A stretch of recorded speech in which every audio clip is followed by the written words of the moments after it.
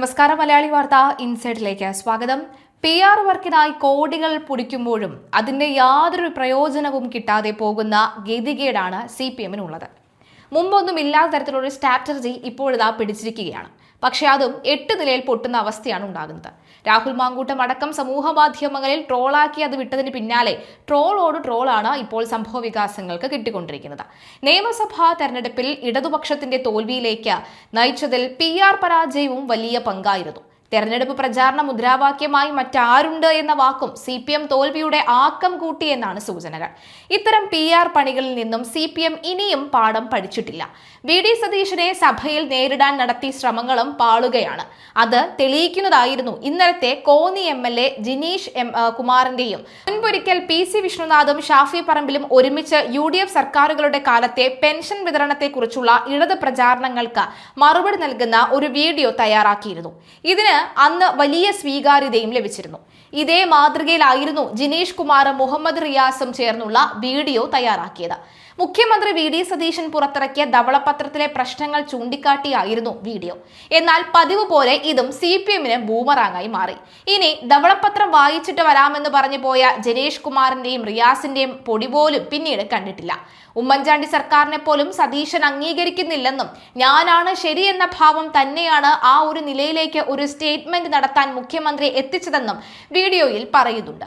ഗൗരവമുള്ള വിഷയമാണ് സംസ്ഥാന സർക്കാരിന്റെ ധവളപത്രമെന്നും അത് തയ്യാറാക്കേണ്ടത് ധനകാര്യ വകുപ്പാണെന്നും വീഡിയോയിൽ പറയുന്നുണ്ട്.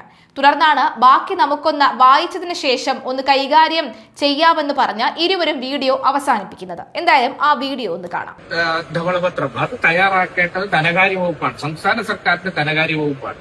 അത് പുറത്തുള്ള ചെയ്യിപ്പിക്കുക എന്ന് പറയുന്നത് ബാക്കി നമുക്കൊന്ന് വായിച്ചതിന് ശേഷം കൈകാര്യം ചെയ്യാം. ഓക്കെ. എന്നാൽ പോയി വരാമെന്ന് പറഞ്ഞുപോയ ഇരുവരും ഈ നിമിഷം വരെ ഈ വിഷയത്തിൽ മിണ്ടിയിട്ടേയില്ല ഇതുവരെ. എന്നാൽ ഈ വീഡിയോയ്ക്ക് താഴെ വൻ പൊങ്കാലയാണ് ഇവർക്ക് ലഭിക്കുന്നത്. റഹീമിക്ക ഇല്ലാത്ത ഒരു കുറവുണ്ട്. ബെസ്റ്റ് അപ്പുക്കുട്ടനോട് ആണോ ചോദ്യം? വന്ദേ മാതരം ഏതാ, വന്ദേ ഭാരത് ഏതാണ് എന്ന് ആദ്യം പോയി അങ്ങേരോട് ആരോടെങ്കിലും ഒന്ന് പറഞ്ഞു കൊടുക്കുക. നിയമസഭയിൽ നിന്ന് നിങ്ങളെ പുറത്താക്കിയോ? ഇതൊക്കെ അവിടെയല്ലേ പറയേണ്ടത്? ഇങ്ങനെയുള്ള മണ്ടത്തരങ്ങളാണ് നിങ്ങളെ 35 സീറ്റിലേക്ക് കൂപ്പുകുത്തിയത്. ഇനിയെങ്കിലും മാറ്റിപ്പിടി. മുഖ്യമന്ത്രി സഭയിൽ അന്തം കമ്മികളെ പൊളിച്ചടുക്കിയില്ലേ?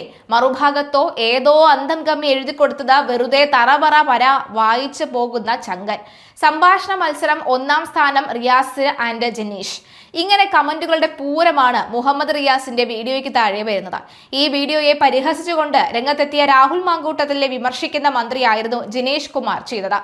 അപ്പോഴും ഈ പറഞ്ഞ പോലെ ധവളപത്രത്തെ കുറിച്ച് പിന്നീടൊന്നും മിണ്ടിയിട്ടില്ല. ചത്ത് ധവളപത്രം ചത്ത്, ഇങ്ങനായിരുന്നു രാഹുലിന്റെ വിമർശനം. ഇതിന് കൊന്നതാണ്, കൂടുതൽ പറയിപ്പിക്കരുത് എന്ന് പറയാൻ മാത്രമേ ജിനേഷ് കുമാറിനെ സാധിച്ചുള്ളൂ.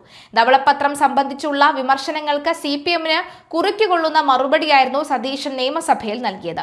AI ഉപയോഗിച്ചാണ് ധവളപത്രം തയ്യാറാക്കിയെന്ന ആരോപണം ഉന്നയിക്കാൻ മാത്രമാണ് ഏറ്റവും ഒടുവിലായി CPM-ന് സാധിച്ചിട്ടുള്ളത്. അല്ലാതെ സതീശൻ വിഷയത്തിൽ കൃത്യവും വ്യക്തതയുമായ മറുപടി നൽകാൻ CPM-ന് സാധിക്കുന്നില്ല. ഇക്കാരണത്താൽ ഇരുവരും ഓടിയൊളിച്ചതാകാമെന്നാണ് സൈബറിടത്തിലെ പരിഹാസം. ധവളപത്രം ഇറക്കിയതിനെ ഉമ്മാക്കി കാട്ടി ഭയപ്പെടുത്തേണ്ടെന്നായിരുന്നു പിണറായി പറഞ്ഞത്. എന്നാൽ ധവളപത്രം ഉമ്മാക്കിയല്ല, കഴിഞ്ഞ 10 വർഷത്തെ ധനമാനേജ്മെന്റ് വീഴ്ച സംബന്ധിച്ച കണ്ണാടിയാണെന്നായിരുന്നു മുഖ്യമന്ത്രി തിരിച്ചടിച്ചത്. കൂടുതൽ തുക ട്രഷറിയിൽ ഉണ്ട് എന്ന് പറഞ്ഞ മുൻ സർക്കാർ ജനങ്ങളെ പറ്റിച്ചുവെന്നും അദ്ദേഹം വ്യക്തമാക്കി. കേരളത്തിന്റെ സാമ്പത്തിക സ്ഥിതി വ്യക്തമാക്കുന്ന ധവളപത്രം പുറത്തിറങ്ങുമെന്ന് കഴിഞ്ഞ ദിവസം VD സതീശൻ അറിയിച്ചപ്പോഴായിരുന്നു പ്രതിപക്ഷ നേതാവ് പിണറായി വിജയന്റെ ഉമ്മാക്കി പ്രയോഗം. സംസ്ഥാനത്ത് തന്നെ വിസ്മയിപ്പിക്കുന്ന ധവളപത്രം വരുന്നുണ്ട്. മുൻ സർക്കാരിന്റെ കാലത്ത് കേന്ദ്രത്തിൽ നിന്ന് എന്തു കിട്ടി, ഇപ്പോൾ എന്ത് കിട്ടുന്നില്ല എന്നൊക്കെയുള്ള കാര്യങ്ങൾ അതിലുണ്ടാകും. കേരളത്തിന്റെ സാമ്പത്തിക ആരോഗ്യത്തെക്കുറിച്ച് വ്യക്തമാക്കുന്ന പേപ്പർ ആയിരിക്കും അതെന്നാണ് മുഖ്യമന്ത്രി നിയമസഭയിൽ പറഞ്ഞത്. ഇതിന് മറുപടിയായാണ് ധവളപത്രം എന്ന ഉമ്മാക്കി കാട്ടി വായ അടപ്പിക്കാൻ നോക്കണ്ട എന്നും ധവളപത്രം വരട്ടെ അപ്പോൾ കാണാമെന്നും അപ്പോൾ പറയാനുള്ളത് പറയാമെന്നും പിണറായി